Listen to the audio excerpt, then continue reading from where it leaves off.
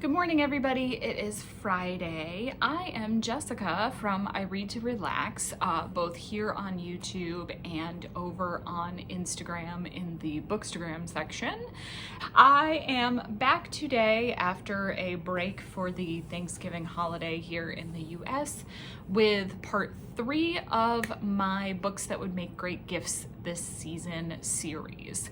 So whether you're celebrating Christmas or Hanukkah or any of the other holidays, because there's a lot of them in the next couple of months, or you're just looking for books to buy somebody for a birthday or things to add to your reading list, I'm trying to come up with recommendations of things that I have loved to pass on to you. Another 5 books to discuss with you. These are some really great retellings. There's one for younger readers, so let's dive right in.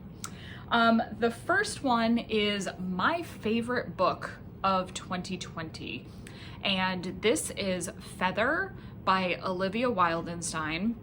It is the first book in a trilogy, and book 3, Starlight, actually comes out later this month. But this is a Romeo and Juliet retelling with angels.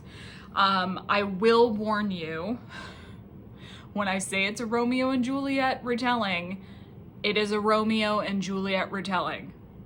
This does not have the canned happy ending. This has a Romeo and Juliet ending. It ripped my heart out in the best way. So it is a fabulous book. It is a heart-wrenching, delicious read. Thankfully, when she rips your heart out at the end of this one, she builds it back up in book 2. It's a trilogy, and her books, so good. It is worth it. It is an emotional ride, and it is worth it. But the main character, Lay, is an angel, and they earn the feathers in their wings, and once they have earned their full wings, they become full angels. So she is in the stage where she is still earning her feathers, and she takes on an assignment to try and earn a lot of feathers at once by redeeming somebody who's considered unredeemable.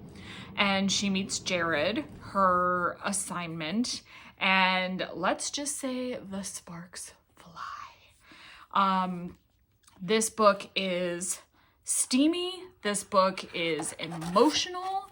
This book is, like I said, my favorite book of 2020. So I highly recommend Feather.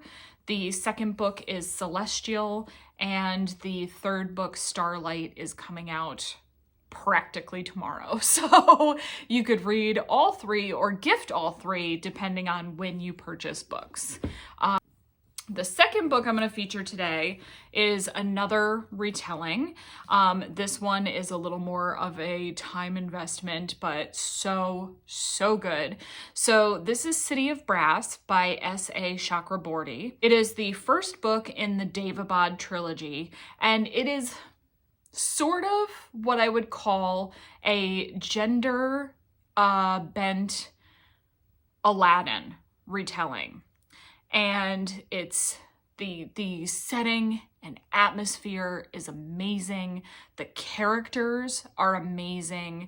So our main character is a female thief named Nahiri, and she ends up meeting a djinn and a prince, and there's magic. It's in the desert. It's gorgeous. This is a gorgeous trilogy. City of Brass is the first book, then Kingdom of Copper is the second book, and Empire of Gold is the third and final book, and they are well worth reading. So if you like retellings, if you like sort of that historical, lyrical storytelling feel, if you like that Middle Eastern kind of setting, if you like genies and jinn, this fantastic. So this one is one of my absolute favorite winter books. So this is Winterspell by Claire Legrand, who is my favorite author. Claire Legrand is amazing, and this is a standalone book of hers that I absolutely love. It is a sort of steampunk retelling of the Nutcracker. It is that historic story with the Nutcracker, with the magic, alternate history setting where rather than going to like electricity and that type of energy efficiency, whatever, like our modern day, steam power is still the basis for everything. And so you see the people in the costumes with like the goggles, and they're riding around in airships, and they have sort of the semi-Victorian looking clothes. That's the steampunk aesthetic because it's all based on that era. And I love steampunk. That's one of my personal that's one of my personal favorite types of books to read.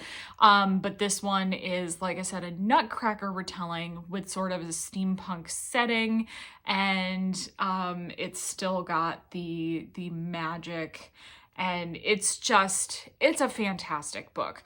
So if you're just looking for something that's sort of Christmassy but not Christmassy, and sort of dark adventure with that familiarity of being a retelling from childhood, Winterspell is great.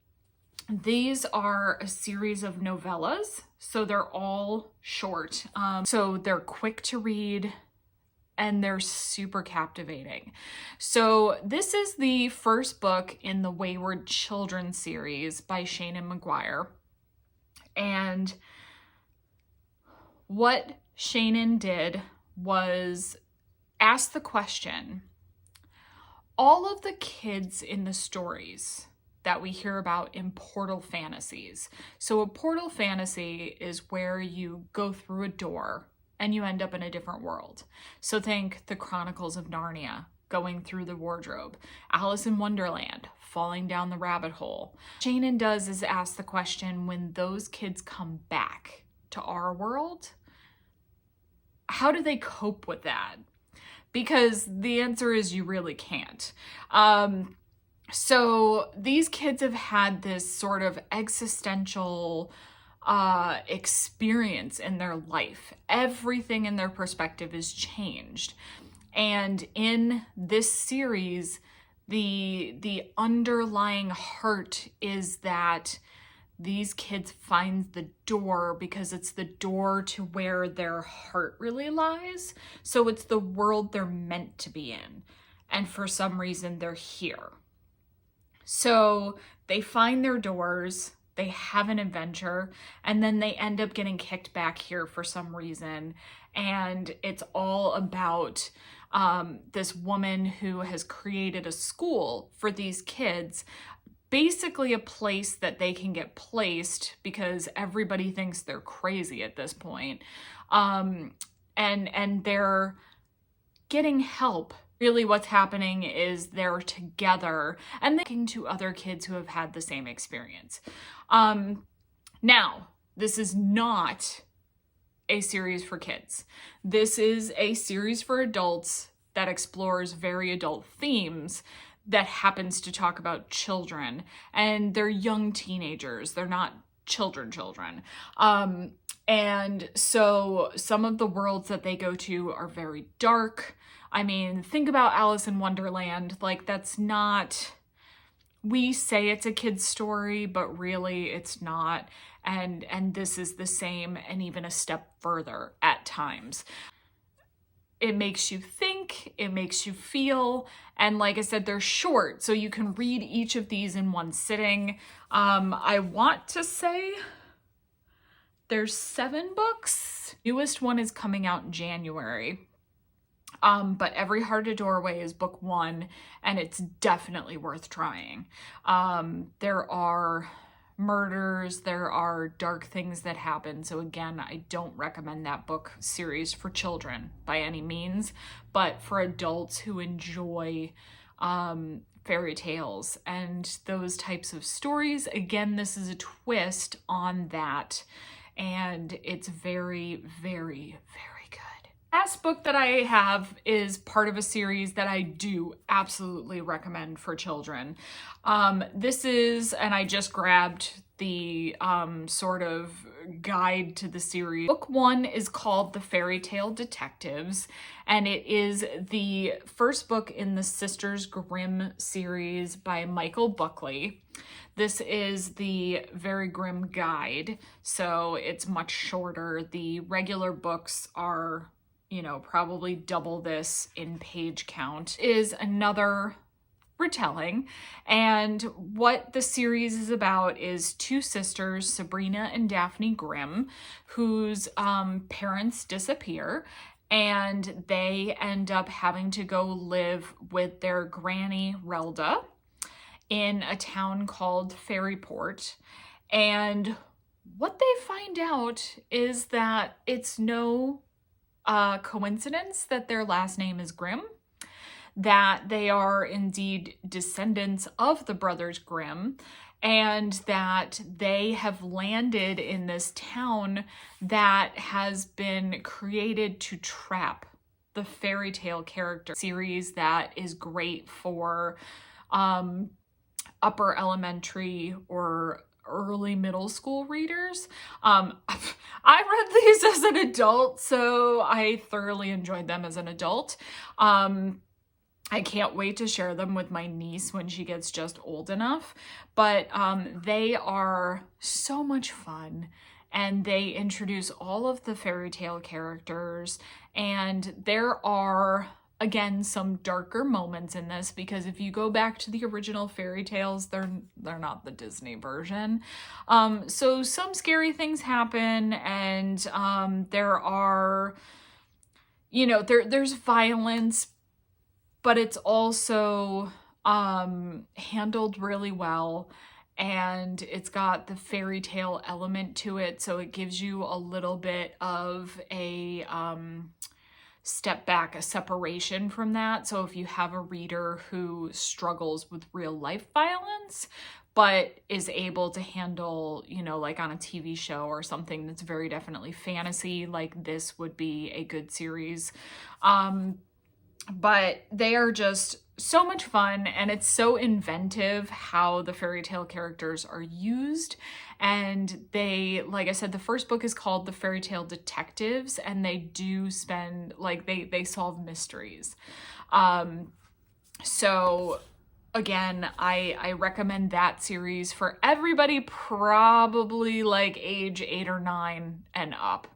And if you do give them to an 8 or 9-year-old, you know, maybe read the first one together just to make sure they're okay with it. But those are my favorite retellings, and so I thought I would stick with that theme this week. And I think those are all books that will make really excellent gifts to people.